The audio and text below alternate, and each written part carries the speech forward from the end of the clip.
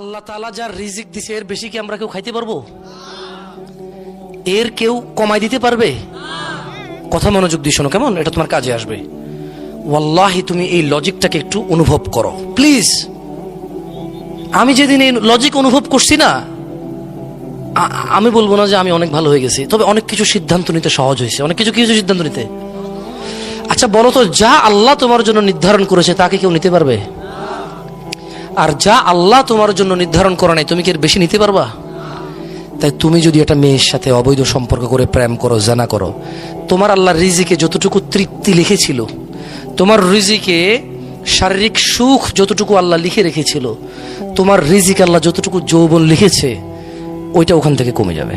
তো তুমি খেয়ে ফেলছো না, ওইটা নিয়ে নিছো না, ভোগ করে ফেলছো না, ওটা তোমার ভাগে চলে আসছে না।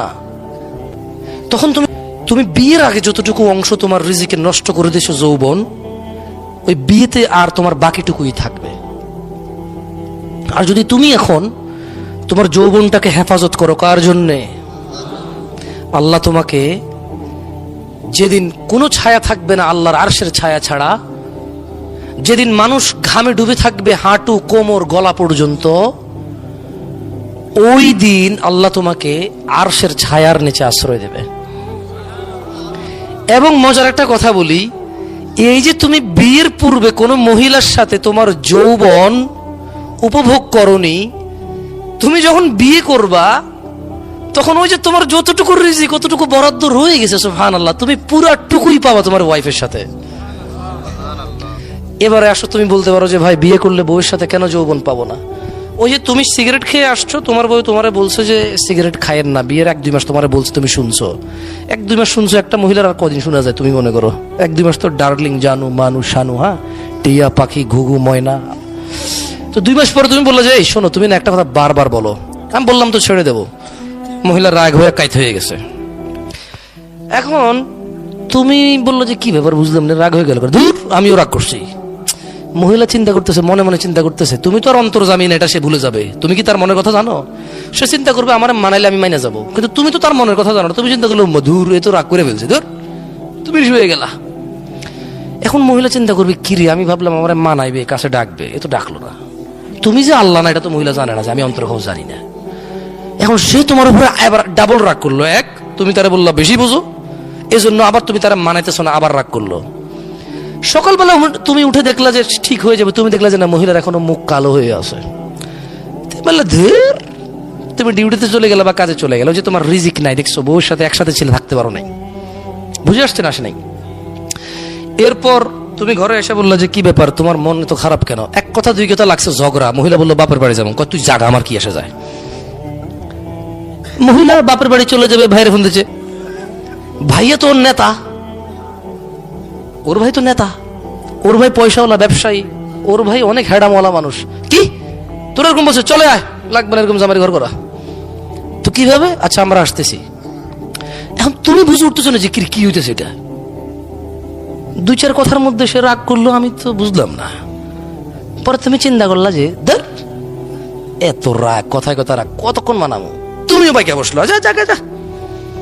2-3 মাস চলে গেল। এবার তোমার আব্বা বলে যে বউডারে নিয়ে আসতে হবে রে। তুমি বলা দূর আব্বা, বাদ দেন তো, কত এরকম আসে যায়। ওই যে তোমার রিজিক আগেই তুমি নষ্ট করেছো, দেখছো? বিবাহিত হয়ে তুমি ব্যাচেলার হয়ে পড়ে আসো। আযাব, আল্লাহর আযাব। তোমার রিজিকে নাই তো তুমি কোত্থেকে আনবা? এরপর তোমার বউ তোমার সরি মরি মেসেজ দিচ্ছে, তুমি ব্লক করে রাখছো। তোমার বোনেরও তো তোমার মতো কারো কাছে বিয়ে দাও না। তোমাদের মধ্যে কেউ আসো যে তার বন্ধুর সাথে বোন বিয়ে দিবা? ওরকম লোকের সাথে বন্ধুত্ব করো তুমি? মিয়া ফাইজলামি করো, আবার সাধু সাজু আমার সামনে এসে বাপের বদনামি করো। কে তোমার বন্ধু? কে তোমার বন্ধু? কে তোমার বন্ধুটা? কে বলো? তুমি এমন এক লোকের সাথে চলো যার সাথে তুমি বোন বিয়ে দিতে রাজি নাই, কারণ তুমি জানো ও কত খারাপ।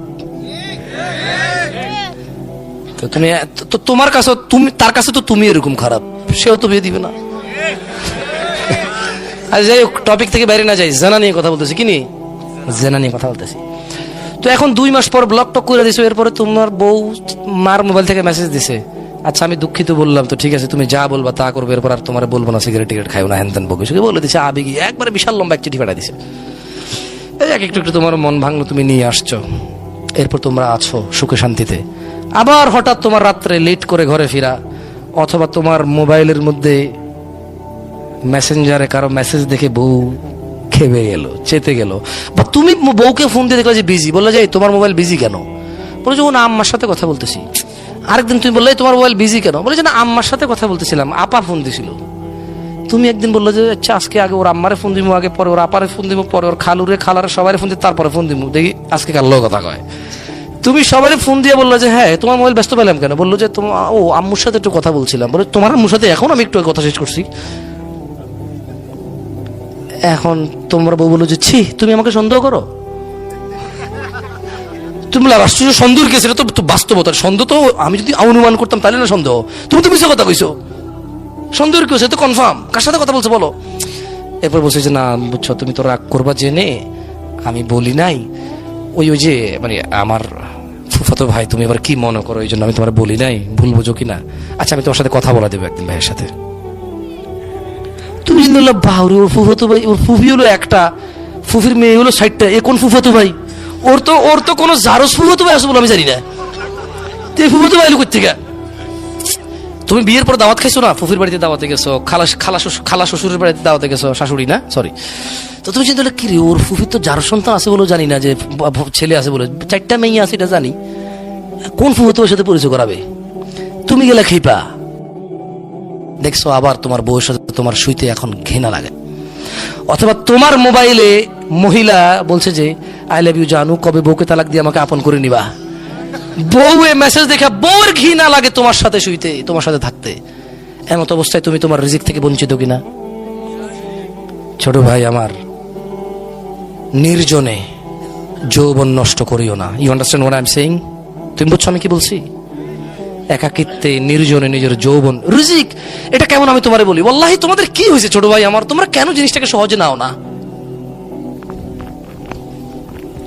এরকম মেরে পাশ भी वैसा है।